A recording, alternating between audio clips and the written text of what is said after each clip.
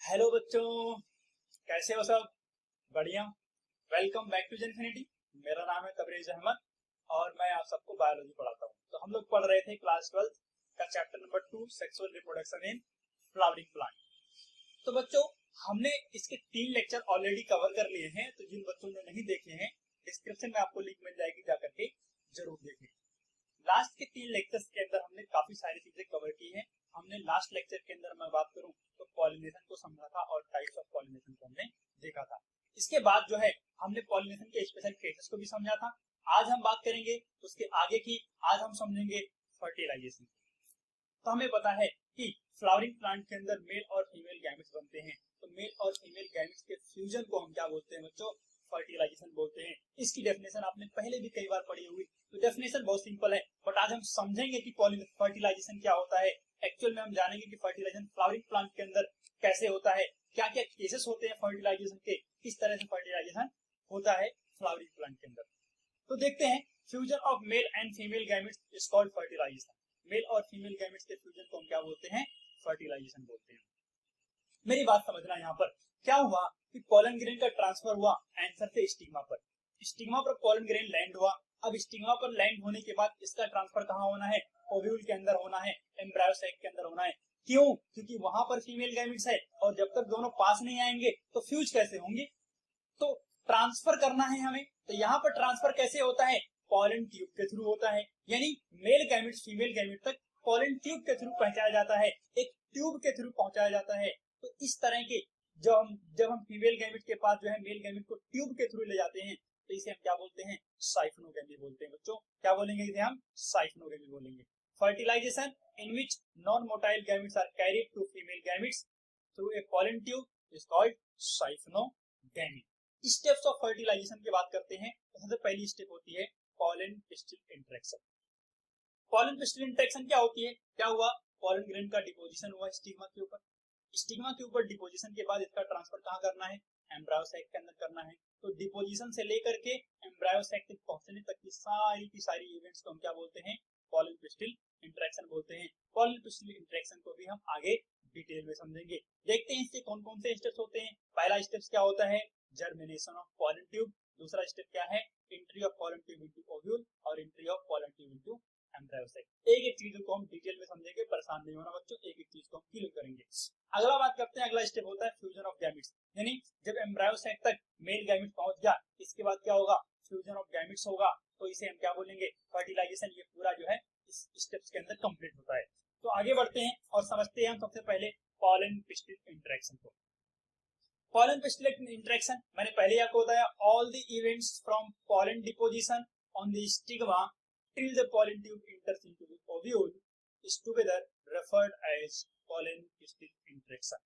तो मैंने क्या बोला कि डिपोजिशन से लेकर के पॉलन ट्यूब की ओव्यूल के अंदर एंट्री तक सारी की सारी इवेंट क्या होती है? पॉलन पिस्टिल इंटरेक्शन होती है। अब यहाँ देखो क्या हुआ, पॉलन ग्रेन का डिपोजिशन हुआ।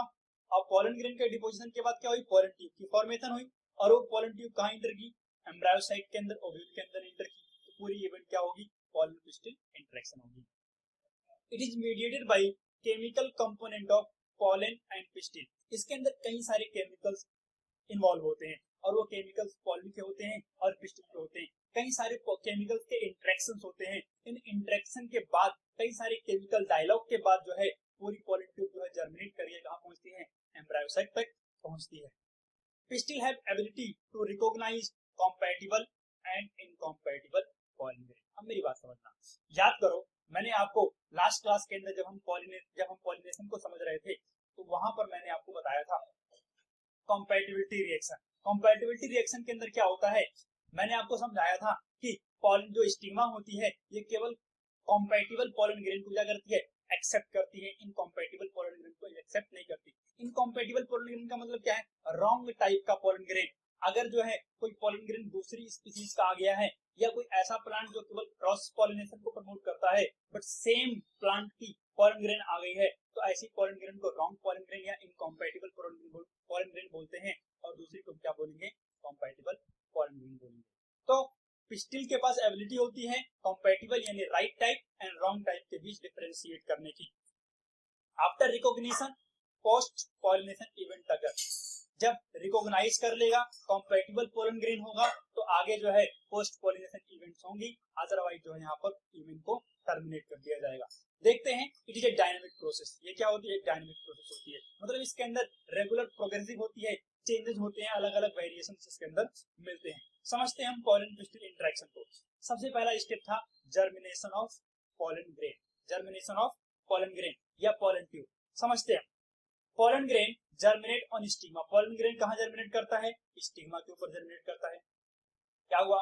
पॉलन क्या हुआ? लैंड हुआ। देखो, पॉलन ग्रेन मूव कर रहा था एयर के थ्रू, वाटर के थ्रू, या कोई एनिमल्स हो सकता है, ठीक है ना।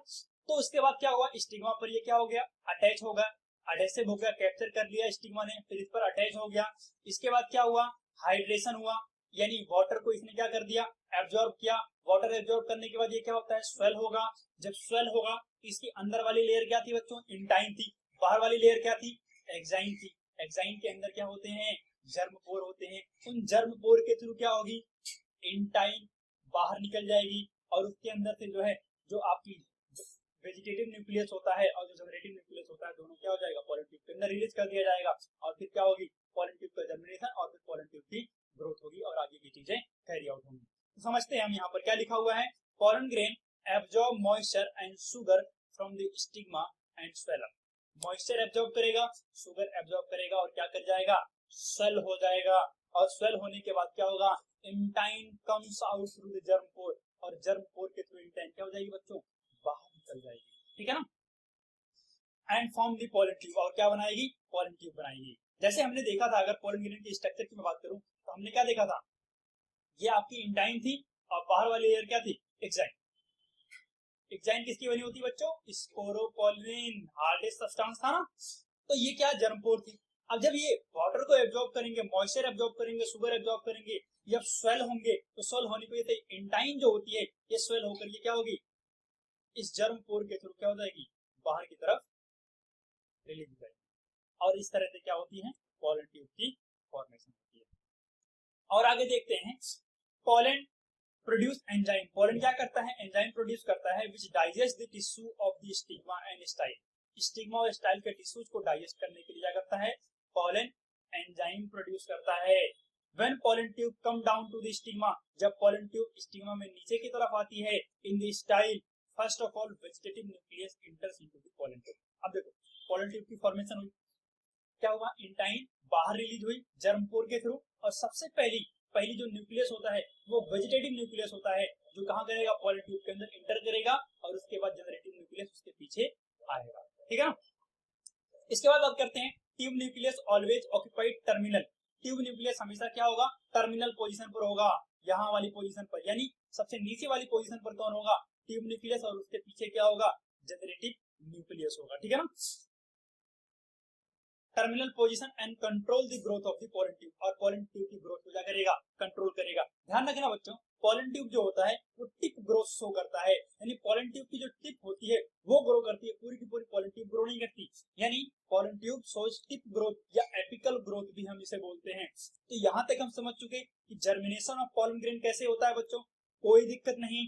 आगे बढ़ते हैं, हम समझते हैं। और entry of pollen tube into ovule.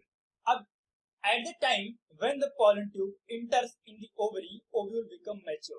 ovule क्या होता है? मैच्योर हो जाता है, क्योंकि मैच्योर नहीं होगा तो फर्टिलाइजेशन नहीं हो पाएगा बच्चों, इसलिए मैच्योरेशन होना क्या है? जरूरी है एंट्री के टाइम तक। अब क्या हुआ कि एंट्री जो होती है वो तीन तरीके से हो सकती है। एक एंट्री होती है माइक्रोपाइल के through, if the pollen tube enter through the micropyle। अगर pollen tube कैसे एंटर कर रही है बच्चों? माइक्रोपाइल के थ्रू एंटर कर रही है, तो इसे हम क्या बोलते हैं? पोरोगामी बोलते हैं। डायग्राम के अंदर देखो बच्चों, पॉलन ट्यूब क्या हुई? जर्मिनेट होकर के आई, और ये वाला हिस्सा देखो माइक्रोपाइल है, ये ऊपर वाला चेहरा और नीचे वाला क्या है? माइक्रोपाइल है। तो माइक्रोपाइल के थ्रू एंट्री पोरोगेनी बोलते हैं। ये मोस्ट ऑफ द एंजियोस्पर्म के अंदर होती है, ठीक है ना, यानी सबसे ज्यादा केसेस किसके मिलते हैं? आपके पोरोगेनी के मिलते हैं, ठीक है ना। अगला क्या होता है, अगर पॉलन ट्यूब कैसे एंटर करें? थ्रू चैलेजा, चैलेजा के थ्रू हो, इसे हम क्या बोलते हैं? चैलेजोगेमी बोलते हैं। कैजुरियाना के अंदर जो है टेरूब ने 1891 के अंदर डिस्कवर किया था। इसके अलावा जो है जुगलैंस के अंदर भी ये पाया जाता है, यानी चैलेजा के थ्रू एंट्री मिलती है। तो देखो, ये ऊपर वाला एंड चैलेजा है, और यहाँ से क्या हो रही है? पॉलन ट्यूब की एंट्री हो रही है। और तीसरा क्या है, अगर पोलन ट्यूब किसके थ्रू, इंटेगुमेंट के थ्रू या फ्यूनिकल्स के थ्रू इंटर करे तो हम क्या बोलते हैं, मीजोग्लोबिन बोलते हैं। Example cucurbits and pistia. Cucurbits के अंदर कैसे होता है, इंटेगुमेंट के थ्रू होता है, जबकि पिस्टेसिया के अंदर हम बात करें तो फ्यूनिकल्स के थ्रू होता है, ठीक है ना। यहाँ देखो ये आपका क्या हो रहा है, फ्यूनिकल्स के थ्रू एंट्री हो रही है। इंटरेस्टिंग बात यह है पोलन ट्यूब कहीं से भी इंटर करे, चाहे सैलेजा से इंटर करे, फ्यूनिकल्स से इंटर करे, इंटेगुमेंट से इंटर करे या फिर माइक्रोपाइल से इंटर करे, बस उसकी एम्ब्रायो साइट के अंदर एंट्री फाइनली कहां से होनी है, जहां पर आपकी सिनर्जिड सेल पाई जाती है, यानी थ्रू एग एपरेटस के थ्रू ही होनी है। यानी एंट्री सैलेजा से हुई तब भी एग एपरेटस से होकर के जाएगी, एंट्री माइक्रोपाइल से हुई तब भी एग एपरेटस से होकर जाएगी, और एंट्री अगर इंटेगुमेंट या फ्यूनिकल से हुई तब भी एग एपरेटस से होकर के ही अंदर इंटर करेगा, ठीक है ना। आगे समझते हैं बच्चों, entry of pollen tube into embryo site. जब पोलन ट्यूब एम्ब्रायो साइट के अंदर इंटर करता है, pollen tube enters into embryo site through egg apparatus. कैसे इंटर करेगा, एग एपरेटस के थ्रू इंटर करेगा। देखते हैं synergid cell secrete chemical, synergid cell क्या करेंगी, केमिकल सीक्रेट करेंगी, और वो केमिकल क्या करेंगे, पोलन ट्यूब की ग्रोथ को गाइड करते हैं, and attract the pollen tube and guide its growth. और पोलन ट्यूब की ग्रोथ क्या करेंगे, गाइड करेंगे वो chemical. Any one out of two synergid, दोनों सिनर्जिड में से कोई एक सिनर्जिड डीजनरेट करना स्टार्ट कर देगी when the pollen tube come near to the egg apparatus. जैसे ही पोलन ट्यूब एग एपरेटस की क्या होगा, पास आएगा, तो एक उसमें से क्या होगी, डीजनरेट करना शुरू कर देगी। Pollen tube enters into embryo site through degenerating synergid cell, और डीजनरेटिंग सिनर्जिड सेल के थ्रू क्या होगी, पोलन ट्यूब अंदर एंटर करेगी। जैसे यहां समझते हैं ये क्या हुआ, पोलन ग्रेन, इसके बाद पोलन ट्यूब की फॉर्मेशन हुई। अब यहां पर देखो गौर से, ये दो क्या हैं, मेल गैमेट्स हैं, जो जनरेटिव सेल थी डिवाइड करके दो मेल गैमेट्स बना देती है। इसके बाद यहाँ देखो दोनों मेल गैमेट्स को क्या कर दिया गया, रिलीज कर दिया गया। एक मेल गैमेट क्या हुआ, फ्यूज हो गया एग सेल के साथ, और दूसरा किसके साथ फ्यूज हो गया, सेंट्रल सेल के साथ हुआ, पोलर न्यूक्लियाई के साथ फ्यूज हो गया। इसे हम डबल फर्टिलाइजेशन बोलते हैं, आगे हम समझेंगे इसको, ठीक है ना। तो tip of the pollen tube break. अब क्या हुआ, जब पोलन ट्यूब इंटर कर गई तब पोलन ट्यूब के अंदर क्या होगा, वाटर एब्जॉर्ब होगा, एंडोमियोसिस होती है। अब एंडोमियोसिस के अंदर endosmosis, sorry, tip of the pollen tube break just after the entry of the release of the content. जब पोलन ट्यूब क्या हुई, एंटर की, जब पोलन ट्यूब क्या हुई, एंटर की बच्चों, तो उसमें क्या होगा, एंडोऑस्मोसिस होगा, और जो होगी उसकी टिप क्या हो जाएगी, ब्रेक हो जाएगी। और टिप ब्रेक करने के बाद अपने कंटेंट को, यानी तो दोनों के दोनों जो है न्यूक्लियस जो होते हैं उसको क्या कर देगी, यानी जो आपके मेल गैमेट्स और फीमेल गैमेट्स उनको क्या कर देगी, रिलीज कर देगी एम्ब्रायो साइट के अंदर, ठीक है ना। आगे समझते हैं, नोट के अंदर क्या आ गया बच्चों, देखते हैं। Pollen tube is discovered by GB Amici. Pollen tube को किसने डिस्कवर किया, जीबी एमिकी ने डिस्कवर किया था, पोर्टुलेका प्लांट के अंदर इन्होंने सबसे पहली बार ऑब्जर्व किया गया था। लॉन्गेस्ट पोलन ट्यूब किसकी होती है, मेज की होती है बच्चों, ध्यान रखना। Growing pollen tube secrete enzyme callose and pectinase to digest the style. अब देखो मेरी बात समझो क्या होता है कि जब पोलन ट्यूब ग्रो कर रही है, तो पोलन ट्यूब जब ग्रो कर रही है, अगर स्टाइल क्या होती है, वो स्टाइल जो हॉलो भी होती है और सॉलिड भी होती है, ठीक है ना। तो अगर स्टाइल क्या हुई, सॉलिड हुई, अगर स्टाइल क्या हुई, सॉलिड हुई, तो किसी सॉलिड पार्ट से टकरा करके जो है क्या हुई, स्टाइल सॉलिड हुई, तो सॉलिड पार्ट से टकरा करके पोलन ट्यूब का जो आपके मेल गैमेट्स हैं वो बैक फ्लो कर सकते हैं। इस बैक फ्लो को प्रिवेंट करने के लिए पीछे की तरफ क्या होता है, एक पर्टिकुलर पॉइंट पर क्या होगा, एक पर्टिकुलर गैप पर क्या होता है, कैलोज प्लग बनता है। एक प्लग बन जाएगा, एक बैरियर बन जाएगा जिससे बैक फ्लो ना हो। अगर बैक फ्लो हो भी तो थोड़ी डिस्टेंस का हो, हमें ज्यादा मेहनत वापस से ना करनी पड़े। पेक्टिनेज क्या होता है, जब सॉलिड स्टाइल होती है तो उसके अंदर जो है स्पेशलाइज्ड टिश्यू पाए जाते हैं और उनकी वॉल पे पेक्टिन का डिपोजिशन होता है। तो उन पेक्टिन को डाइजेस्ट करने के लिए क्या हो जाती है, पेक्टिनेज एंजाइम का इस्तेमाल किया जाता है। तो ग्रोइंग पोलन ट्यूब जो होती है एंजाइम सीक्रेट करती है कैलोज और पेक्टिनेज का। स्टाइल में भी सॉलिड स्टाइल सॉलिड हो सकती है या हॉल हो सकती है, अभी मैंने आपको बताया था। सॉलिड स्टाइल है special tissue of pectinised wall known as conducting और ट्रांसमिटिंग टिश्यू बोलते हैं हम इन्हें। Hollow style lined by glandular cell, और हॉलो स्टाइल क्या होगी, ग्लैंडुलर सेल्स होंगी इसके अंदर। Pollen tube shows chemotropic movement. अब देखो हमने ट्रॉपिकल मूवमेंट पढ़ा था। ट्रॉपिकल मूवमेंट क्या होती है? अब ये देखो कई तरह की होती है। हमने जो है फोटोट्रॉपिक पढ़ा लाइट के थ्रू, तो कीमोट्रॉपिक का यहाँ मतलब क्या है? केमिकल की तरफ क्या होना? अट्रैक्ट होना। तो केमिकल कौन से क्रिएट कर रहा है? सिनर्जी सेल से क्रिएट कर रही है। और वो सिनर्जी सेल के केमिकल की तरफ कौन अट्रैक्ट हो रहा है? पोलन ट्यूब अट्रैक्ट हो रही है। इसीलिए हम इसे क्या बोलते हैं? कीमोट्रॉपिक मूवमेंट बोलते हैं। यानी पोलन ट्यूब कैसी मूवमेंट शो करती है? कीमोट्रॉपिक मूवमेंट शो करती है। आइडियल टेम्परेचर जो होता है पोलन ट्यूब की ग्रोथ के लिए वो कितना होता है? 20 से 30 डिग्री सेल्सियस होता है। Boron and calcium are essential for the pollen tube growth. Pollen tube growth के लिए बोरॉन और कैल्शियम एसेंशियल होते हैं। मेनली अगर मैं बात करूं तो बोरॉन जो है एसेंशियल होता है, ठीक है ना। इनका रोल होता है जो है पोलन ट्यूब की ग्रोथ के अंदर, कंपैटिबिलिटी एंड इनकंपैटिबिलिटी रिएक्शंस के अंदर भी इनका कुछ रोल होता है, ठीक है। आगे समझते हैं हम फ्यूजन ऑफ गैमेट्स। अब देखो गैमेट्स रिलीज हो गए थे, पोलन ट्यूब इंटर कर गई ओव्यूल के अंदर, एम्ब्रायो साइक के अंदर, गैमेट्स रिलीज कर दिया। अब गैमेट्स रिलीज हो गए तो उनमें से दो गैमेट्स होते हैं, both the male gametes are released by breaking the tip of the pollen tube. Pollen tube की टिप ब्रेक हुई और दोनों मेल गैमेट्स क्या हो गए? रिलीज हो गए। अब पहले क्या होगा? सिनगैमी। अब सिनगैमी क्या होता है? One of the male gamete fuse with the egg cell. एक मेल गैमेट क्या होता है? दूसरे एग सेल के साथ, एम्ब्रायो साइक के एग सेल के साथ फ्यूज कर जाएगा और क्या बनाएगा? डिप्लॉइड जाइगोट बनाएगा और इसे हम क्या बोलते हैं? सिनगैमी बोलते हैं। It is a true fertilisation discovered by Strasburger in Monotropa plant. बात समझते हैं। Fusion of male gametes with egg cell, egg cell के साथ एक मेल गैमेट फ्यूज हो जाना सिनगैमी कहलाता है। ट्रू फर्टिलाइजेशन बोलते हैं। जाइगोट इसके अंदर बनता है, स्ट्रॉसबर्गर ने डिस्कवर किया था आपका मोनोट्रोपा प्लांट के अंदर।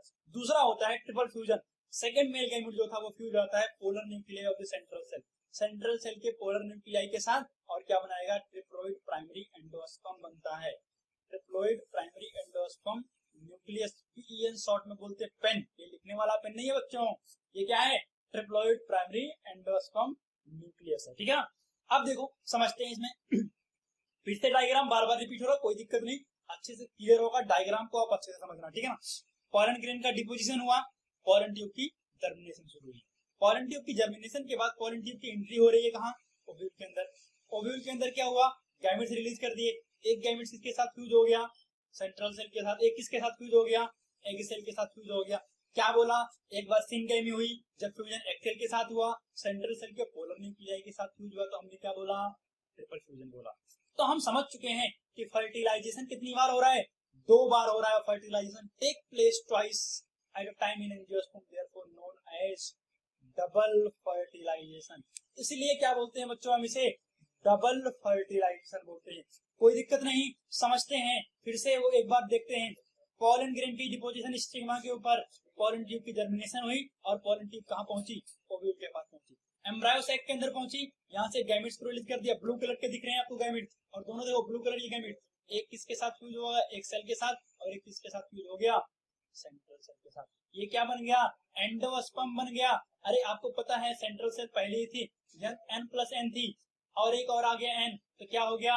3n बन गया। एंडोस्पर्म ट्रिप्लोइड होता है, जबकि जाइगोट कैसा होता है? डिप्लोइड होता है, 2n होता है, ठीक है ना।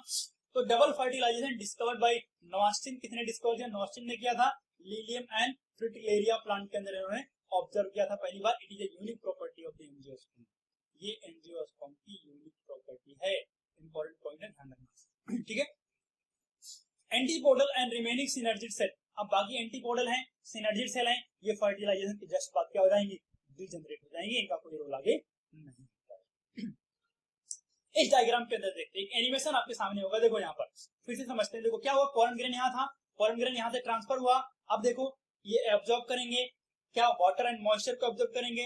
पोलन ट्यूब की फॉर्मेशन देखो हो रही है बच्चों धीरे धीरे।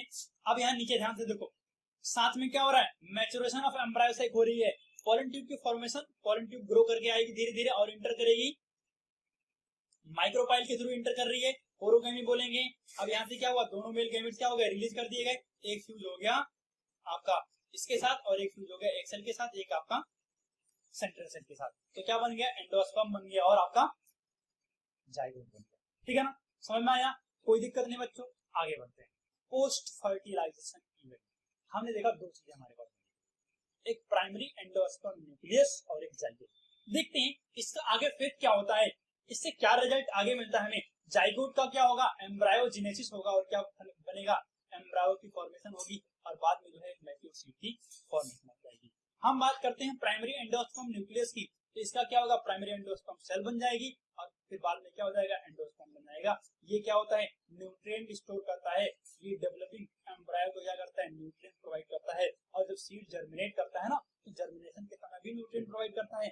फूड पैक करके जाता है सीड के अंदर, जब जर्मिनेशन होगा तो न्यूट्रिएंट कहां से आएगा, तो न्यूट्रिएंट कहां से आता है, एंडोस्पर्म से आता है। समझते हैं, एंडोस्पर्म डेवलपमेंट को देखते हैं। तो endosperm development it proceed embryo development, यानी एम्ब्रायो डेवलपमेंट से पहले क्या होती है, एंडोस्पर्म डेवलपमेंट होती है। क्यों, अरे सिंपल सी बात है, खाना तो चाहिए ना, अरे डेवलपमेंट करनी है तो फूड चाहिए होगा, फूड की रिक्वायरमेंट होगी, तो फूड पहले से प्रिपेयर कर लिया ताकि ऐसा ना हो कि फूड की कमी पड़ जाए, एनर्जी की कमी पड़ जाए और डेवलपमेंट प्रोसेस स्टॉप हो जाए। तो पहले से हमने क्या कर लिया, एडवांस में प्रिपेयर कर लिया। प्लांट बहुत चालाक है, ठीक है ना।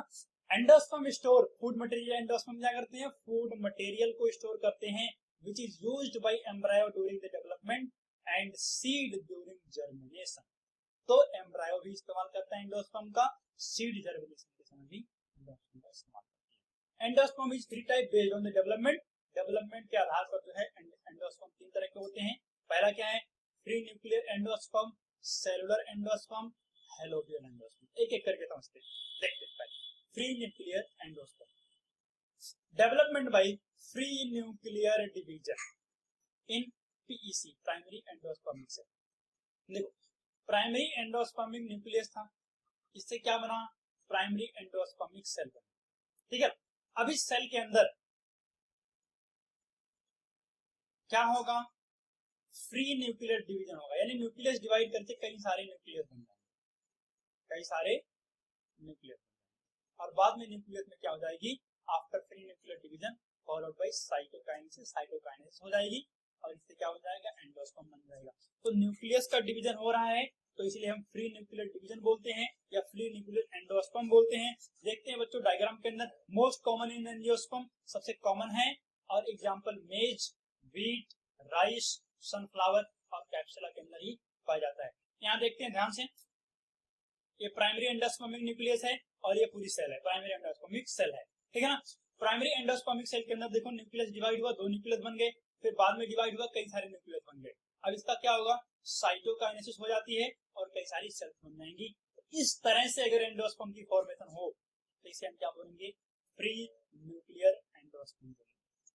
अगला समझते हैं, cellular endosperm, each division of the nucleus followed by cytokinesis, यानी न्यूक्लियस का डिवीजन हुआ, उसके जस्ट बाद क्या होनी है, साइटोकाइनेसिस होगी। फाउंड इन धतूरा एंड पिटूनिया, धतूरा और पिटूनिया के अंदर मिलेगा। जैसे मैं डायग्राम के अंदर बताऊं, एक न्यूक्लियस था, तो न्यूक्लियस डिवाइड हुआ, तुरंत से साइटोकाइनेसिस हो गई, साइटोप्लाज्म सेपरेट हो गए, फिर से न्यूक्लियस का डिवीजन हुआ और न्यूक्लियस के डिवीजन के साथ साथ ही नई नई सेल्स भी बनती गई, यानी साइटोकाइनेसिस फॉलोड हुई। और देखो इस तरह के एंडोस्पर्म की डेवलपमेंट अगर होती है तो इस तरह के एंडोस्पर्म की डेवलपमेंट को हम क्या बोलते हैं, सेलुलर एंडोस्पर्म बोलते हैं, ठीक है ना। आगे देखते हैं, हेलोबियल एंडोस्पर्म, ये क्या होता है, इंटरमीडिएट होता है, मिडिल टाइप का। समझते क्या होता है, इसमें पहले क्या होगा, न्यूक्लियर डिवीजन होगा, followed by cytokinesis and then free nuclear division. अगर मतलब कहने का क्या है कि पहले क्या होगा, सेलुलर एंडोस्पर्म की फॉर्मेशन होगी, उसके बाद क्या हो जाएगी, फ्री न्यूक्लियर हो जाएगी। देखते हैं क्या होता है, कहां, देखो फाउंड इन एस्पोडिलस, एस्पोडिलस के अंदर मिलता है। डायग्राम के अंदर देखते हैं क्या हुआ, प्राइमरी एंडोस्पर्म न्यूक्लियस है, डिवाइड हुआ और दो अनइक्वल सेल बन गए, तो सेलुलर हुआ ना, सेलुलर एंडोस्पर्म की फॉर्मेशन यहाँ हुई, क्योंकि न्यूक्लियस के डिवीजन के साथ ही क्या हुई, साइटोकाइनेसिस हो गई। बट अब इसके बाद क्या होगा, फ्री न्यूक्लियर डिवीजन होगा और इसके बाद क्या हो जाएगी, साइटोकाइनेसिस। तो अगर इस तरह से डेवलपमेंट हो तो हम क्या बोलेंगे, helobial endosperm. Endosperm is absent in the some angiosperm, कुछ एंजियोस्पर्म के अंदर जो है एंडोस्पर्म नहीं पाया जाता है। और एग्जांपल में हम बात करें ऑर्किडेसी या पोडोस्टिमेसी, इनके अंदर जो है एंडोस्पर्म नहीं पाया जाता है। Drinking portion of coconut, coconut आपने पानी पिया होगा गर्मी के महीने में, तो काफी मजेदार होता है। तो ड्रिंकिंग पोर्शन ऑफ कोकोनट के अंदर हम बात करें तो ड्रिंकिंग पोर्शन जो वाटर वाला पोर्शन होता है, लिक्विड पोर्शन जो होता है, वो न्यूक्लियर एंडोस्पर्म होता है, जबकि एडिबल पोर्शन, अरे जो नारियल फोड़ते हो मंदिरों में जाके, वो नारियल का जो एडिबल पोर्शन होता है, घरों में खाने के लिए भी इस्तेमाल करते हैं ना, तो जो एडिबल पोर्शन होता है वो क्या होता है बच्चों, सेलुलर एंडोस्पर्म होता है, ठीक है ना। जैसे यहाँ नारियल की मैं बात करूं तो ये देखो, ये वाटर है, ये ड्रिंकिंग पोर्शन, ये क्या होता है, न्यूक्लियर एंडोस्पर्म। जबकि ये व्हाइट वाला जो लेयर दिख रही है ना, ये एडिबल एंडोस्पर्म, इसे हम क्या बोलते हैं, सेलुलर एंडोस्पर्म, ठीक है ना। मोजाइक एंडोस्पर्म क्या होता है बच्चों, देखते हैं। Present in form of patches in different colour, different colour के पैचेस के फॉर्म में प्रेजेंट होगा, अलग अलग कलर्स के पैचेज होंगे। एग्जांपल मेज, टोमेटो, ऐसे एंडोस्पर्म को क्या बोलते हैं, मोजाइक एंडोस्पर्म। डायग्राम देखते हैं, वाओ मजा आ गया आप लोगों को तो, हैं? ये आपने भुट्टा बोलते हैं इसको हिंदी में, तो खाया होगा आप सबने, आपने तो एक ही कलर का देखा होगा, बट क्या होता है ये बहुत कलरफुल आता है, ठीक है ना। तो ये जो होता है आपका, ये किसका एग्जांपल है आपका, मोजाइक एंडोस्पर्म का। कई कलरफुल पैचेस के फॉर्म में जो होंगे एंडोस्पर्म प्रेजेंट होंगे, ठीक है। आगे समझते हैं बच्चों, रूमिनेट एंडोस्पर्म क्या होता है, सरफेस कैसा होगा, रफ होगा। बिटल नट, एरेक्नट, देखते हैं यहाँ सुपारी, ये देखो, ये आपका क्या है, ये एग्जांपल है आपका रफ सरफेस है। ये किसका एग्जांपल है आपका, रूमिनेट एंडोस्पर्म का, ठीक है। आगे बात करते हैं स्टार्ची एंडोस्पर्म। स्टार्ची एंडोस्पर्म यानी सिंपल से स्टार्च का अमाउंट क्या होगा, ज्यादा होगा। ये आपका राइस, व्हीट एंड मेज के अंदर मिलेगा। एग्जांपल आपको ध्यान रखनी है, कोई दिक्कत नहीं बच्चों। आगे बढ़ते हैं, एम्ब्रायोजेनेसिस क्या होती है, डेवलपमेंट ऑफ एम्ब्रायो, सिंपल सा। तो क्या होती है, process of development of embryo from zygote is called embryogenesis. कोई दिक्कत नहीं, आगे बढ़े हम, चलो देखते हैं एम्ब्रायोलॉजी क्या होती है। Embryology is the study of event leading to the fertilization of egg and development of embryo. यानी फर्टिलाइजेशन के बाद एम्ब्रायो की डेवलपमेंट, इसकी स्टडी को हम क्या बोलते हैं, एम्ब्रायोलॉजी बोलते हैं। फादर ऑफ एम्ब्रायोलॉजी कौन है, सीएफ वोल्फ है। कौन है, CF Wolff is the father of embryology. अच्छा, ये कौन है, पंचनंद महेश्वरी लिखा हुआ है तो देख के बता दोगे, कोई दिक्कत नहीं है। लेकिन पंचनंद महेश्वरी इन्होंने क्या किया, ये कौन है, ये है हमारे कंट्री के, इंडिया के क्या है, प्लांट एम्ब्रायोलॉजी के फादर। इनका डायग्राम भी आपको मिलेगा चैप्टर के स्टार्टिंग में, जहां पहली यूनिट स्टार्ट होती है ना, वहां पर आपको डायग्राम मिलेगा, आप जाके वहां पढ़ सकते हो। इन्होंने काफी सारे जो है इंडिया के अंदर प्लांट की फील्ड में काफी सारे काम किए एम्ब्रायोलॉजी की फील्ड के अंदर, ठीक है ना। इनके बारे में आगे हम बात करेंगे, आगे चैप्टर्स के अंदर भी है, तो हम ग्रीन रेवोल्यूशन पढ़ रहे हैं, उनके अंदर भी इनका रोल था बच्चों। Development of embryo in dicot, समझते हैं क्या होता है। Development of embryo in Capsella was discovered by Hanstein. किसने डिस्कवर किया, हैंस्टी ने डिस्कवर किया था। और embryo develop at micropylar end of the embryo. जैसे मैं बात करूं, माइक्रोपाइलर एंड पर एग पाया जाता है, माइक्रोपाइलर एंड पर क्या हो रहा है, फर्टिलाइजेशन होगा, जाइगोट बनेगा, तो डेवलपमेंट भी कहां होगी, माइक्रोपाइलर एंड पर होगी, ठीक है ना। आगे बढ़ते हैं, एम्ब्रायो डेवलपमेंट से पहले क्या होता है, development of embryo starts when some amount of endosperm is formed. यानी खाना तो कुछ बना दो तभी काम करेंगे, अदरवाइज काम कैसे करेंगे, ठीक है ना। यहां समझते हैं, फर्टिलाइज्ड एग है, ये क्या होगा, डिवाइड करेगा, दो सेल बनाएगा, एपिकल सेल और बेसल सेल। बेसल सेल से क्या बनेगा, सस्पेंसर बनेगा, इसे हम क्या बोलते हैं बच्चों, सस्पेंसर बोलते हैं। और जो टर्मिनल वाली सेल होती है क्या बोलते हैं, हॉस्टोरियम बोलते हैं।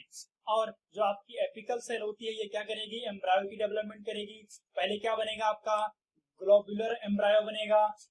जो इसके कॉर्नर वाले पोजीशन होती है, यहाँ पर रेट ऑफ सेल डिवीजन क्या होता है, फास्ट होता है। और rate of cell division fast होने की वजह से बच्चों क्या होता है, एम्ब्रायो धीरे धीरे हार्ट शेप एम्ब्रायो के अंदर कन्वर्ट हो जाती है, और फिर बाद में ये और शू शेप एम्ब्रायो और टॉर्पिडो एम्ब्रायो के अंदर कन्वर्ट हो जाती है। टॉर्पिडो एम्ब्रायो को हम मैच्योर एम्ब्रायो भी बोलते हैं। तो इसको हम एक एक करके आगे समझते हैं। फिर से यहाँ भी देखो डायग्राम ध्यान से, जाइगोट था, क्या हुआ, एम्ब्रायोनल सेल या एपिकल सेल बनी, सस्पेंसर सेल बनी, और इससे क्या हुआ, सस्पेंसर की फॉर्मेशन हुई। और इसे हम क्या बोलते हैं, टर्म जो सेल, सस्पेंसर की जो सेल माइक्रोपाइल से अटैच होती है, उसे हम ऑस्टेरियल सेल बोलते हैं। और देखो नीचे क्या हो रही है, एम्ब्रायो की डेवलपमेंट हो रही है। धीरे धीरे क्या होगा, सेल डिवीजन होगा। देखो यहाँ पर पेरिक्लिनल एंड एंटीक्लिनल डिवीजन होता है। बाद में आपको मैंने बता दिया था लेक्चर के अंदर, लास्ट लेक्चर के अंदर मैंने पेरिक्लिनल और एंटीक्लिनल डिवीजन समझा रखा है, तो आपको कोई दिक्कत नहीं होगी, समझ लेना, आप उसको देख सकते हो पीछे के लेक्चर्स, ठीक है ना। तो क्या होगा यहाँ पर, पेरिक्लिनल और एंटीक्लिनल डिवीजन होगा, और डिवीजन के बाद धीरे धीरे क्या होगी, ग्लोबुलर एम्ब्रायो के अंदर कन्वर्ट हो जाएगी। Rate of cell division corner पर फास्ट होने की वजह से हार्ट शेप एम्ब्रायो के अंदर कन्वर्ट हो जाएगी। बाद में horseshoe shape and torpedo embryo जो है फॉर्मेशन होती है, और फिर बाद में एक मैच्योर एम्ब्रायो बन जाती है, ठीक है ना। देखते हैं बच्चों embryo development in dicot. First zygote divide transversely to form two cells, दो सेल बनाएगा। द सेल टुवर्ड माइक्रोपाइल, जो सेल माइक्रोपाइल की तरफ होती है उसे हम सस्पेंसर सेल बोलते हैं। And the cell toward the chalaza is called apical cell, terminal cell और एम्ब्रायो सेल। इसे हम बेसल सेल भी बोलते हैं बच्चों, बेसल सेल बोलते हैं, ठीक है ना। आगे बात करते हैं, now both the cell divide simultaneously. अब दोनों सेल क्या होंगी, साथ में डिवाइड करेंगे, और क्या होगा, embryonal cell divide to give rise to proembryo. Embryonal cell divide करेंगे, देखो जो आपकी सस्पेंसर सेल थी डिवाइड करके क्या करेगी, सस्पेंसर की फॉर्मेशन करेगी। सस्पेंसर सेल का जो सबसे टॉप वाली सेल होती है, जो माइक्रोपाइल से अटैच्ड होती है, उसे स्वेल कर जाती है थोड़ी सी, उसे हम हॉस्टोरियम बोलते हैं। और बाकी एम्ब्रायोनल सेल जो होती है, एपिकल सेल जो होती है, वो डिवाइड करके एम्ब्रायो बनाएगी। तो पहले प्रो एम्ब्रायो बनेगा, फिर बाद में ग्लोबुलर एम्ब्रायो बनेगा, और फिर बाद में हार्ट शेप एम्ब्रायो, और फिर मैच्योर टॉर्पेडो एम्ब्रायो की फॉर्मेशन हो जाती है। Suspensor cell divide transversely to form 6 to 10 celled filament like structure called suspensor. Suspensor की फॉर्मेशन होगी। Main function of the suspensor to push the embryo into the endosperm. Suspensor का काम क्या होता है, फूड की तरफ प्रेस करना है एम्ब्रायो को, ताकि फूड न्यूट्रिएंट ऑब्टेन कर सके एम्ब्रायो, डेवलपिंग एम्ब्रायो, ठीक है ना। Micropylar cell of the suspensor swell up and known as haustorial cell and haustorium इसे बोलते हैं, या हॉस्टोरियल सेल बोलते हैं, ठीक है ना। अच्छा समझते हैं, एक बार हम फिर से डायग्राम को देख लेते हैं, कोई दिक्कत नहीं। देखो यहाँ पर समझते हैं, देखो पहले क्या था, जाइगोट था बच्चों, कोई दिक्कत नहीं। जाइगोट डिवाइड हुआ, सस्पेंसर सेल बनी, या इसी को हम क्या बोलते हैं, बेसल सेल भी बोलते हैं। एम्ब्रायोनल सेल बनी, या एपिकल सेल बोले हम, ठीक है, टर्मिनल सेल बोले। फिर क्या हुआ, ये सेल डिवाइड करके सस्पेंसर की फॉर्मेशन करेगी, ठीक है ना। सस्पेंसर क्या होगा, 6 से लेके 10 सेल स्टेज में होगा, ठीक है ना। जो टॉप वाली सेल होती है माइक्रोपाइल से अटैच होती है, स्वेलन होती है, उसे हम हॉस्टोरियल सेल या हॉस्टोरियम बोलते हैं, ठीक है ना। अब यहाँ नीचे वाली जो सेल होती है, ये डिवाइड करेंगी, क्या बनाएंगी, एम्ब्रायो की डेवलपमेंट करेंगी। पहले एम्ब्रायो प्रो एम्ब्रायो होगा स्टार्टिंग में, फिर ये क्या हो जाएगा, ग्लोबुलर एम्ब्रायो के अंदर कन्वर्ट होगा, फिर बाद में हार्ट शेप एम्ब्रायो के अंदर कन्वर्ट हो जाएगा, और बाद में एक मैच्योर एम्ब्रायो के अंदर ये कन्वर्ट हो जाएगा। कोई दिक्कत नहीं, आगे बढ़ू मैं। अब हम बात करते हैं एम्ब्रायो डेवलपमेंट इन डाइकोट को। देखो जब हम बात करते हैं मैच्योर एम्ब्रायो की, तो एक मैच्योर एम्ब्रायो के अंदर दो पार्ट होते हैं, एक होता है कोटिलिडन्स और एक होते हैं एम्ब्रायोनल एक्सिस। देखेंगे एक बार हम डायग्राम को भी। एम्ब्रायोनल एक्सिस को हम 4 हिस्सों के अंदर डिवाइड करते हैं, plumule, epicotyl, hypocotyl and epicotyl, hypocotyl. और अच्छा बच्चों ये 2 बार आ गया है, एक प्लूम्यूल और रेडिकल होना चाहिए, यहाँ पर गलत हो गया है, ठीक है ना। रेडिकल, हाइपोकोटाइल एंड एपिकोटाइल, ठीक है ना। इसको मैं नीचे लिख दे रहा हूँ, ये क्या होगा, रेडिकल, ठीक है ना। Plumule, radicle, hypocotyl and epicotyl embryonal axis के क्या होते हैं, पार्ट होते हैं। देखते हैं मैच्योर एम्ब्रायो को हम क्या बोलते हैं, टॉर्पेडो बोलते हैं। यहाँ देखो ये क्या है बच्चों, कोटिलिडन्स है, ये देखो ये क्या है, ये दोनों ये है कोटिलिडन्स। ये वाला पोर्शन क्या है, प्लूम्यूल का पोर्शन है। यहां पर जो होता है आपका एपिकोटाइल होता है, ठीक है। और ये मिडिल वाला पोर्शन क्या, हाइपोकोटाइल। और यहाँ आपका टर्मिनल पे क्या मिलेगा, हाइपोकोटाइल के रेडिकल, और इसके ऊपर क्या होगी, रूट कैप होगी, ठीक है ना। Root tip and root cap होंगी। तो आपको पता है epicotyl, hypocotyl, plumule and radicle को क्या बोलते हैं, एम्ब्रायोनल एक्सिस बोलते हैं। A typical dicot embryo consist embryonal axis and 2 cotyledon, 2 cotyledons होंगे, डाइकोट है इसलिए 2 कोटिलिडन्स ही बोलेंगे, ठीक है ना। Part of the embryonal axis, embryonal axis का part above the level of the cotyledons is called epicotyl। क्या बोलते हैं उसे हम, एपिकोटाइल बोलते हैं, हमने समझ लिया है। Terminal of the epicotyl is plumule, epicotyl के टर्मिनल को हम प्लूम्यूल बोलते हैं। And the part below the level of cotyledons are called hypocotyl which terminate in the root tip is called radicle. और रूट टिप के पास वाले part को हम क्या बोलते हैं, रेडिकल बोलते हैं। Root tip is covered by root cap, और रूट टिप क्या होती है, रूट कैप से कवर्ड। कोई दिक्कत नहीं। एक मैच्योर एम्ब्रायो के डायग्राम को आपने समझ लिया। एक मैच्योर एम्ब्रायो को हम टॉर्पेडो बोलते हैं, प्लूम्यूल और रेडिकल एपिकोटाइल क्या होता है, कोटिलिडन्स क्या होते हैं, और जो है आपका रेडिकल क्या होता है, ये चीजें हमने देखी। This type of development is called crucifer type या ओनाग्रेड टाइप बोलते हैं। इस तरह के अंडरग्राउंड डेवलपमेंट क्या बोलते हैं, क्रूसिफर या ओनाग्रेड टाइप बोलते हैं। It is the most common in dicot, ये most common type of development embryo, ठीक है ना, डाइकोट। आगे बढ़ते हैं monocot embryo. Zygote divide to form suspension cell. यहाँ भी देखो इनिशियल पोजीशन, इनिशियल स्टेज जो है सेम होती है। जाइगोट डिवाइड करेगा, सस्पेंशन सेल बनाएगा, एम्ब्रायो। बट अब यहाँ क्या होगा, ध्यान देना, embryonal cell divide to form terminal cell, terminal cell बनेगी और मिडिल सेल, यानी एम्ब्रायोनल सेल डिवाइड करेगी, दो सेल्स और बनेगी, टर्मिनल सेल बनेगी और मिडिल सेल, ठीक है ना। Terminal cell divide to give rise cotyledons, और टर्मिनल सेल डिवाइड करके कोटिलिडन्स बनाएंगी, and filaments by repeated division, division के बाद फिलामेंट में कोटिलिडन्स की फॉर्मेशन करेंगी, जबकि मिडिल से डिवाइड करके क्या बनाएगी, हाइपोकोटाइल एंड रेडिकल की फॉर्मेशन। डायग्राम को देखते हैं बच्चों। जाइगोट था, जाइगोट ने क्या किया, डिवाइड किया और बेसल सेल टर्मिनल सेल बनी। इसके बाद में क्या हुआ, डिवाइड करके दो सेल्स बनेगी, और इससे क्या हो जाएगा आपका टर्मिनल सेल बाद में कोटिलिडन्स बना देंगी, हाइपोकोटाइल और मिडिल सेल जो होंगी, यानी ये जो बीच वाली सेल होगी मिडिल वाली सेल, और ये क्या है टर्मिनल सेल है, और मिडिल वाली सेल जो है आपका बना देगी क्या, हाइपोकोटाइल एंड रेडिकल, जबकि टर्मिनल सेल बना देगी कोटिलिडन्स एंड फिलामेंट बना देगी। तो इस तरह से जो है डेवलपमेंट होती है मोनोकोट की। आगे समझते हैं, in grass family cotyledons is called scutellum. Cotyledons को हम क्या बोलते हैं, स्क्रूटुलम बोलते हैं। Situated toward the lateral side of the embryonal axis. Embryonal axis पे क्या होता है, लैटरल साइड में ये सिचुएटेड होता है। जैसे यहाँ पर देखिए, ये क्या है आपका स्क्रूटुलम, ये क्या है कोटिलिडन्स ऑफ द मोनोकोट, या हम ग्रास फैमिली के अंदर जो है स्क्रूटुलम बोलते हैं, ठीक है। आगे समझते हैं, at its lower end embryonal axis has a radicle. Embryonal axis में रेडिकल होता है, रेडिकल हम जानते हैं क्या होता है, रूट कैप भी समझ चुके हैं। अब यहाँ पर क्या होता है, रेडिकल के ऊपर एक कैप होता है, एक सीट होती है, अनडिफरेंशिएटेड सीट, उसे हम बोलते हैं कोलियोराइजा, जो आपको यहाँ देखने को मिलेगी। ये आपका रेडिकल वाला पोर्शन और रेडिकल रूट कैप, और इसके ऊपर क्या मिलेगी, एक सीट देखने, एक कवरिंग देखने को मिलेगी, इसे हम क्या बोलते हैं, कोलियोराइजा बोलते हैं। The part above the level of attachment of scutellum epicotyl. Epicotyl भी हम जानते हैं क्या होता है, एपिकोटाइल में कोई दिक्कत नहीं है।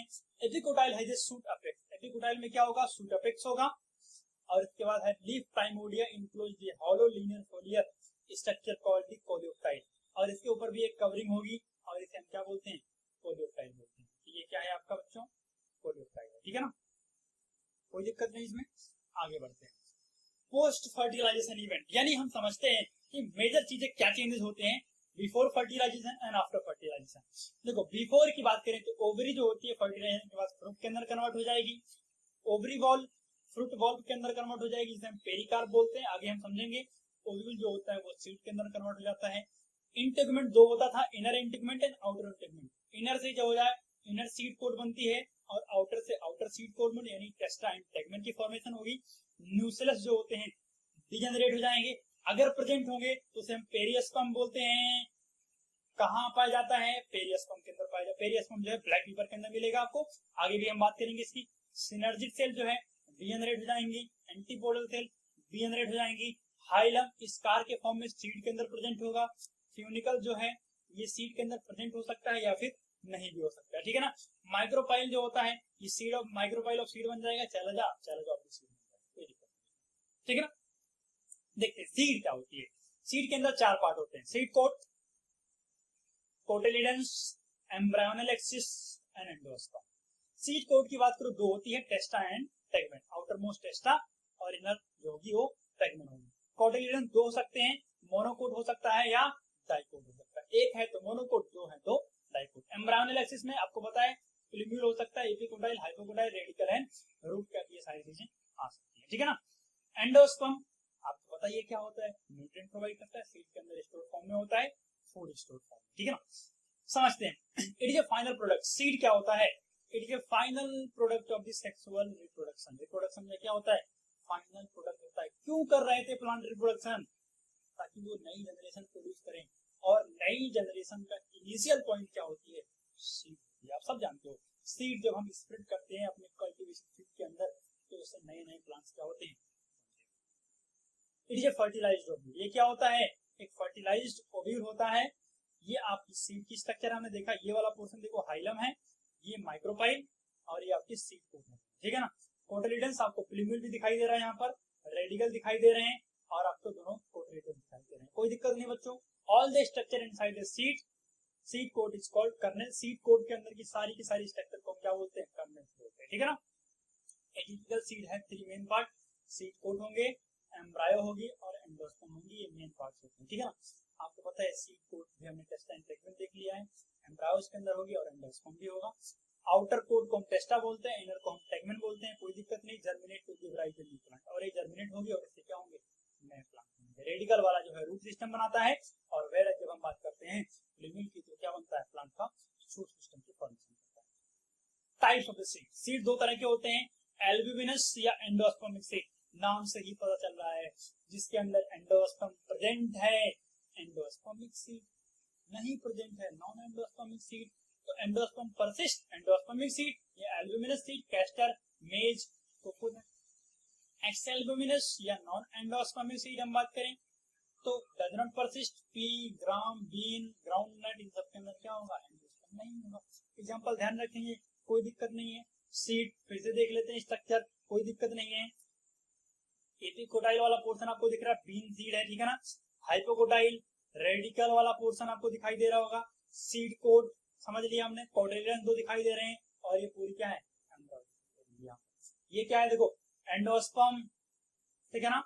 स्क्यूटलम, इसका दिए देखो, ये कवरिंग दिख रही है, ये क्या होती है, कोलियोप्टाइल, और ये वाला पोर्शन देखो ये प्लूम्यूल है, और आपका जो है यहाँ नीचे देखो आपको मिलेगा कोलियोराइजा, और ये वाला पोर्शन क्या है, रेडिकल। ये क्या है, मेज की सीड है, ठीक है ना।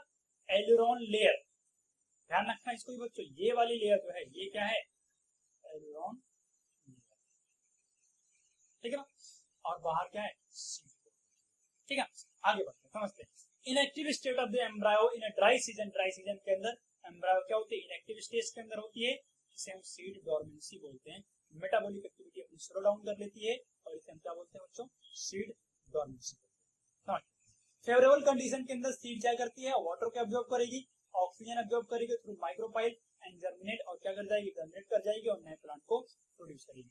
रेडिकल फॉर्म रूट सिस्टम और प्लूम्यूल फॉर्म शूट सिस्टम, ठीक है।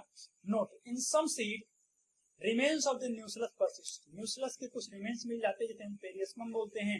ब्लैक पेपर के अंदर मिलेगा, कैस्टर के अंदर मिलेगा, कॉफी के अंदर मिलेगा और निम्फिया के अंदर ये सब, ठीक है ना। एग्जांपल ध्यान रखना, ब्लैक पेपर इंपॉर्टेंट, ठीक है ना, पेरियस्मम। ये आपका देखो यहाँ पर ब्लैक पेपर, और यहाँ देखो हम बात कर रहे हैं, ये है पेरियस्मम, जो न्यूक्लियस के कुछ रिमेन्स जो है यहाँ पर, ठीक है बच्चों, कोई दिक्कत नहीं। आगे बढ़ते हैं, देखते हैं सीड वाइबिलिटी क्या होती है। Ability of seed to retain the germination capability, यानी सीड की वो एबिलिटी जो ओवर टाइम, एक पर्टिकुलर टाइम पीरियड तक, जितने टाइम तक वो अपनी जर्मिनेशन की कैपेबिलिटी को बरकरार रखते हैं, मेंटेन रखते हैं, उसी को हम क्या बोलते हैं, सीड वाइबिलिटी बोलते हैं। फ्यू वीक्स यानी कुछ हफ्तों से लेकर कुछ साल तक ये हो सकती है। इंपॉर्टेंस ऑफ सीड क्या है, बेसिस ऑफ एग्रीकल्चर। भाई साहब बिना सीड के एग्रीकल्चर कैसे करोगे, तो एग्रीकल्चर क्या है, बेस है। आप जो खाते हो चावल, व्हीट, ये सब कहाँ से आता है, एग्रीकल्चर के थ्रू आता है, और इनका सब प्रोडक्शन कैसे होता है, सीड के थ्रू होता है, ठीक है ना। कंटेन फ्यूचर प्लांट, इनके अंदर फ्यूचर प्लांट होता है। Seed protect and can survive under unfavourable conditions, embryo को प्रोटेक्ट करता है ताकि वो अनफेवरेबल कंडीशन में क्या कर सके, सर्वाइव कर सके, और न्यूरोसमेंट भी प्रोवाइड करता है, पता है ना। एंडोस्पर्म होता है, एंडोस्पर्म क्या होता है, फ्लूइड स्टोर होता है और वो न्यूरोसमेंट प्रोवाइड करता है। Can store for later use, और स्टोर कर सकते हैं लेटर यूज के लिए। इसके अलावा ट्रांसपोर्टेशन भी इजी होता है, अगर हमें एक जगह से दूसरी जगह ट्रांसपोर्ट करना है सीड का, जहाँ पर वैसा प्लांट नहीं पाए जाते हैं, तो इजी है सीड का ट्रांसपोर्टेशन, ठीक है ना। फॉर्म्ड आफ्टर फर्टिलाइजेशन, फ्रूट क्या होता है, फ्रूट एंड इट्स साइज की बात करते हैं। Form after fertilization as a result of cell division and differentiation in the ovary, ovary से बनता है। फ्रूट की बात करते हैं तो फ्रूट के दो पार्ट होते हैं, पेरिकार्प, फ्रूट बॉल बोलते हैं, और इसके अंदर क्या मिलेगा आपको, सीड मिलेगा। सीड हमने समझ लिया है, ठीक है ना। पेरिकार्प के अंदर 3 लेयर होंगी, epicarp, mesocarp and endocarp. Epicarp जो होती है आउटर मोस्ट लेयर होती है, मेसोकार्प मिडिल लेयर होती है, और एंडोकार्प क्या होती है, इनर मोस्ट लेयर होती है।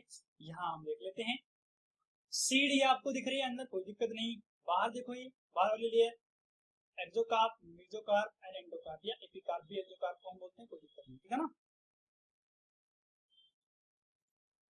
देख लेते हैं। फ्रूट तीन तरह के होते हैं, सिंपल, एग्रीगेटेड एंड कंपोजिट।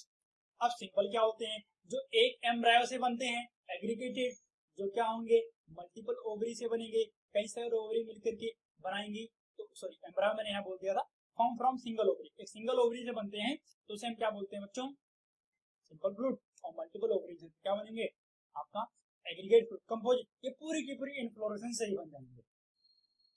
देखते हैं simple fruit, aggregate fruit and multiple fruit. Example आपको समझ में आ रहा होगा यहाँ पर। यहाँ देखो सिंपल फ्रूट की फॉर्मेशन कैसी होगी, एक सिंगल ओवरी होगी, यानी पूरा एक सिंगल फ्लावर, उसके अंदर ओवरी है, एक ओवरी, और उससे क्या बन गया, फ्रूट बन गया। अच्छा हो जाएगा एग्रीगेट, तो सॉरी सिंपल हो जाएगा।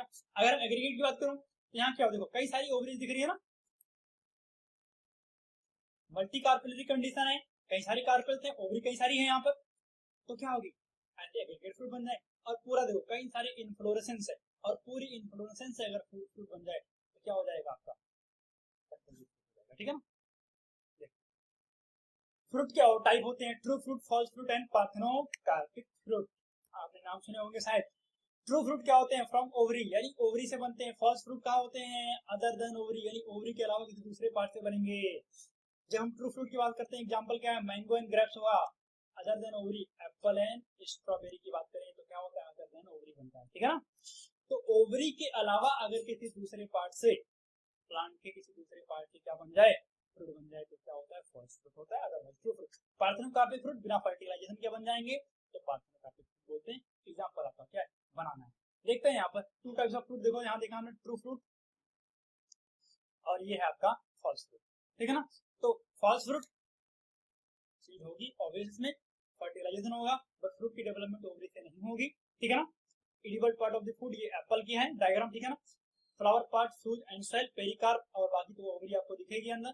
और यहाँ देखो ये आपका ग्रेप्स है, ठीक है ना। और ये आपका है पार्थेनोकार्पिक फ्रूट, बनाना, इसके अंदर सीड नहीं मिलेंगे। अरे फर्टिलाइजेशन नहीं तो सीड कहां से, सभी हो सकता है, यस आगे देखेंगे, ठीक है ना। बट यहाँ पर पार्थेनोकार्पिक के अंदर जो है सीड नहीं पाए जाएंगे। It is seedless fruit. ये क्या होते हैं, सीडलेस फ्रूट होते हैं। ये हम वाटरमेलन को देख रहे हैं, सीडलेस फ्रूट है, ठीक है ना। ये किसके एग्जांपल है, सब पार्थेनोकार्पिक, ठीक है ना। समझ लिया हमने। अब पार्थेनोकार्पिक क्या, अच्छा नाम लिया सैटान, हाँ जी। चलो देखते हैं पार्थेनोकार्पिक क्या होता है, production and development of seedless fruit. Seedless fruit के बनाने की, प्रोडक्शन की, डेवलपमेंट को हम क्या बोलते हैं, पार्थेनोकार्पिक बोलते हैं। It reduce the complete cost of the cultivation, cultivation की कॉस्ट को रिड्यूस कर देता है, कल्टीवेशन की कॉस्ट क्या कर देता है, रिड्यूस कर देता है। It increase the fleshy part of the fruit, fleshy part बढ़ा देता है। अच्छा देखो, आपको फ्रूट खाना है, जैसे मुझे तो नहीं पसंद है, मैं कोई फ्रूट खा रहा होता हूँ, उसमें सीड बहुत सारे हुए, अच्छा कुछ फ्रूट ऐसे होते हैं जिसमें हम सीड ही कंज्यूम कर रहे होते हैं, उसमें गायब कर देंगे तो फिर तो पार्थेनोकार्पिक काफी एप्लीकेबल नहीं, क्या फायदा, गायब कर दिए। अगर हम बात करें पोमेग्रेनेट यानी अनार की बात करें, उसमें मैं सीड ही गायब कर दूं तो बचेगा क्या खाने के लिए, कुछ नहीं ना। एप्पल की मैं बात करूं तो मुझे सीड पसंद नहीं है, बनाना के अंदर सीड आने लगे, इरिटेट होने लगेंगे। तो एडिबल पार्ट को इंक्रीज करने के लिए क्या किया हमने, फ्लैशी पार्ट इंक्रीज कर दिया, एडिबल पार्ट इंक्रीज कर दिया, पार्थेनोकार्पिक का इस्तेमाल कर, ठीक है ना। It can artificially induce using the plant growth regulator, artificially हम इसका इस्तेमाल कर सकते हैं प्लांट ग्रोथ रेगुलेटर का इस्तेमाल करके, like auxin, cytokinin and gibberellin का इस्तेमाल, यानी प्लांट के अंदर जो है पार्थेनोकार्पिक इंड्यूस करवा सकते हैं आर्टिफिशियली, ठीक है ना। यहाँ देखो ये पार्थेनोकार्पिक फ्रूट है, पाइनएप्पल, सीड नहीं बनेगा, ठीक है ना। आगे बढ़ते हैं, एपोमिक्सिस को समझते हैं। एपोमिक्सिस अभी मैंने बोला था ना, एसेक्सुअल मोड ऑफ रिप्रोडक्शन, यानी बिना फर्टिलाइजेशन के सीड बना देना पॉसिबल। ये कैसे होता है महाराज, ये कौन करता है, एपोमिक्सिस ही करती है, ठीक है ना। एपोमिक्सिस क्या है, it is a mode of asexual reproduction in which mimics, मजाक उड़ाता है इसका, सेक्सुअल रिप्रोडक्शन का, ठीक है ना, and produce a seed without fertilization, और सीड प्रोड्यूस करता है बिना फर्टिलाइजेशन के। Example some species of Asteraceae and grass families के अंदर जो है हो जाता है। टर्म जो है विंकलर ने दिया था, it drastically reduce the cost of the hybrid production. अब हाइब्रिड प्रोडक्शन की क्या हुआ, क्या हुआ, हमने क्या किया, हाइब्रिड बनाया, और हाइब्रिड के अंदर क्वालिटी थी। हाइब्रिड कैसे बनाते, अरे दो प्लांट लिए, दो अच्छी अच्छी क्वालिटी थी, दोनों को मिला करके एक हाइब्रिड बना दिया। हाइब्रिड का इस्तेमाल फार्मर कर रहा था। अब हाइब्रिड का इस्तेमाल जो फार्मर कर रहा था, अब उसमें क्या हुआ, एक बार उसने इस्तेमाल किया और सेक्सुअल मोड ऑफ रिप्रोडक्शन होगा, पॉलिनेशन होगा, सब कुछ होगा, तो सेक्सुअल मोड ऑफ रिप्रोडक्शन होगा। अब ऐसे क्या हुआ, वेरिएशन आ जाएंगे बच्चे। अब वेरिएशन आ गए तो जो बनाया था, जो क्वालिटी लाई थी, वो खत्म भी हो सकती है। तो इसलिए बार बार फार्मर को क्या करना पड़ेगा, परचेज करना पड़ेगा हाइब्रिड को। तो इसलिए इस प्रॉब्लम को सॉल्व करने के लिए क्या किया हमने, एपोमेक्टिक सीड बनाना शुरू कर दिया। एसेक्सुअल मोड ऑफ रिप्रोडक्शन, नहीं होगा variation, hence plant breeder produce a new variety seed more cheaply और सस्ते में बन जाता है। It prevent the loss of specific character in hybrid, इससे हाइब्रिड के अंदर जो कैरेक्टर होते हैं वो लूज नहीं होते हैं। लेकिन इसका नुकसान क्या है, अच्छा ये तो एडवांटेज हो गया, लेकिन नुकसान क्या है, reduce the genetic diversity from the parent offspring plant due to the lack of variation due to asexual reproduction। अरे वेरिएशन नहीं है तो डाइवर्सिटी नहीं होगी, और रिवोल्यूशन के अंदर तो पता है आपको वेरिएशन चाहिए, ठीक है ना। तो आप तो समझ गए होंगे कि डिसएडवांटेज क्या होगा। पॉलीएम्ब्रायोनी क्या होती है, अब क्या होगा, कुछ महाराज ऐसे होते हैं, कुछ फ्रूट ऐसे होते हैं, कुछ सीड ऐसी होती हैं जिनके अंदर क्या होगा, more than one embryo, multiple embryo present होती है inside a single seed. This condition is known as polyembryony. क्या बोलते हैं इसे हम, पॉलीएम्ब्रायोनी। कहाँ मिलेगा, अच्छा ऑब्जर्व किसने किया था, लीवेनहुक ने किया था सिट्रस सीड, एक्चुअली उन्होंने किसमें किया था, ऑरेंज के अंदर किया था बच्चों, ठीक है ना। Commonly found in gymnosperm, most of the cases में जिम्नोस्पर्म में मिलेंगे। इसके अलावा ऑरेंज, लेमन, निकोटियाना, इन सब के अंदर भी देखने को मिलेगा। सिट्रस फ्रूट के अंदर जनरली देखने को मिलते हैं। इसके अलावा यहाँ देखो ऑरेंज के अंदर ऑरेंज दिख रहा है आपको। अच्छा पार्थेनो पॉलीएम्ब्रायोनी को समझाने के लिए मैंने यहाँ डायग्राम दिया, मैंगो के अंदर भी हम पार्थेनोकार्प इंड्यूस करते हैं। अब मैंगो के अंदर देखो ये क्या हुआ, ये है एक एम्ब्रायो, ये है दूसरी एम्ब्रायो, ठीक है ना। देखा हो आपने कई सारी सीड जैसी अटैच होती है ना एक सीड के अंदर, टुकड़ों टुकड़ों के अंदर, ये तीसरी embryo.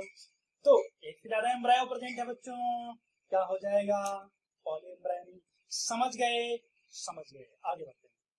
It is the crossing of artificial hybridization। ये क्या होता है, it is the crossing of two different plants having good trait। दो अच्छी क्वालिटी वाले प्लांट थे, दोनों की क्वालिटी को लिया और इससे एक नया सुपीरियर प्लांट बना दिया। क्या बना दिया, एक नया सुपीरियर प्लांट बना दिया। अब क्या होगा, सुपीरियर प्लांट बनाना है तो हमें क्या करना पड़ेगा, पॉलिनेशन। इंसेक्ट को थोड़ी पता है कि आप इस प्लांट पे काम कर रहे हो, आप अपनी मर्जी से फर्टिलाइजेशन या पॉलिनेशन करवाओगे, तो ले जाके पॉलिन ग्रैंड छोड़ देगा। तो रोकने के लिए इसको हमने क्या किया, द रिमूवल ऑफ स्टेमेन, ये ऑफ होगा, ठीक है ना। Removal of stamen from floral bud of the female parent eliminate the chances of the self pollination called emasculation. हमने क्या किया, इमैस्कुलेशन। इमैस्कुलेशन क्या है, फ्लावर के अंदर जो स्टेमेन है उसको निकाल दिया ताकि पॉलन ग्रेन से पॉलिनेट ना हो, और क्या कर देते हैं, बैगिंग कर देते हैं, बटर पेपर या पॉलीथीन से कवर कर देते हैं ताकि कहीं से दूसरा इंसेक्ट आकर के दूसरे पॉलिनेशन को डिपोजिट कर दे, पॉलिनेशन ना हो जाए। तो बैगिंग एंड इमैस्कुलेशन की जरूरत पड़ती है। अच्छा इमैस्कुलेशन की जरूरत कहां पड़ेगी, जब फ्लावर कैसा होगा, उसके अंदर मेल और फीमेल दोनों रिप्रोडक्टिव पार्ट हैं, बाइसेक्सुअल है, तो इमैस्कुलेशन की नीड पड़ेगी, अदरवाइज नीड नहीं पड़ेगी, ठीक है ना। जहां देख रहे हैं, जैसे हम समझते हैं, देखो ये हमारा क्या था, फ्लावर, ये हमारा स्टेमन है, और ये हमारा आपका फीमेल का है, पूरा स्टिग्मा, स्टाइलम, ओवरी तीनों होगा। हमने क्या किया, कट किया और पूरे मेल पार्ट को रिमूव कर दिया, और इसको फिर क्या कर देते हैं हम, बैक कर देते हैं, पैक कर देते हैं मैचुरेशन तक। जब मैच्योर हो जाएगा तो बटर पेपर को खोलेंगे और अपनी मर्जी से क्या करेंगे, पॉलिन ग्रेन से पॉलिनेट कर देंगे डस्टिंग के थ्रू।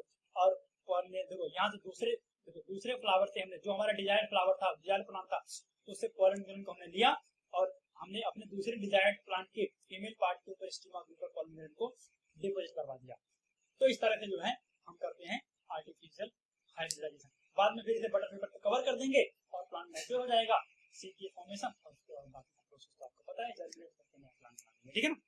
तो बच्चों अब होता है हमारा लेक्चर यहाँ खत्म, और इसके साथ साथ चैप्टर भी खत्म होता है, ठीक है ना। तो पढ़ते रहिए, जुड़े रहिए हमारे साथ जेनफिनिटी पर, और हम आपको नए नए लेक्चर्स और अगला चैप्टर जो है हम स्टार्ट करेंगे ह्यूमन रिप्रोडक्शन का। तो जुड़े रहिए हमसे और शेयर एंड सब्सक्राइब करना मत भूलें, ठीक है बच्चों। ऑल द बेस्ट, ठीक है ना, बाय बाय।